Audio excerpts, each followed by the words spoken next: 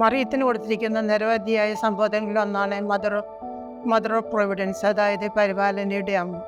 ഈ പേരിൻ്റെ അർത്ഥം നമ്മുടെ എല്ലാ ആവശ്യങ്ങളിലും അമ്മ നമ്മുടെ എല്ലാ പ്രതിസന്ധികളിലും നമ്മുടെ കൂടെ ഉണ്ടെന്നുള്ള ഒരു ഉറപ്പാണ്. ലൂക്ക് 1:37 അമ്മ ഇപ്രകാരം പറയുന്നു: ഇതാ കർത്താവിൻ്റെ ദാസി, നിന്റെ ഇഷ്ടം എന്നിൽ നിറവേറട്ടെ എന്ന് പറഞ്ഞു പരിപൂർണമായും അമ്മയെ ദൈവത്തിന് സമർപ്പിക്കുന്നു. അതുകൊണ്ട് അമ്മയിലൂടെ നമ്മൾ ചോദിക്കുന്നത് എന്തും ദൈവത്തിന് നമുക്ക് നിരസിക്കുവാൻ സാധിക്കുകയില്ല. സുവിശേഷത്തിലുടനീളം നമുക്ക് ഇതിൻ്റെ പല പ്രതികരണങ്ങളും കാണാൻ സാധിക്കും. കാനായിലെ വിവാഹ വിരുന്നിൽ വെച്ച്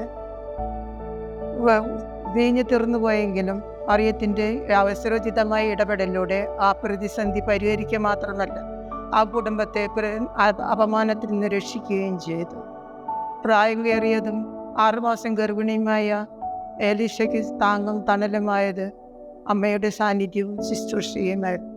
യേശുവിൻ്റെ സർഗാരോഹണത്തിന് ശേഷം ശിഷ്യന്മാർക്ക് അഭയമായത് മറിയമായിരുന്നു.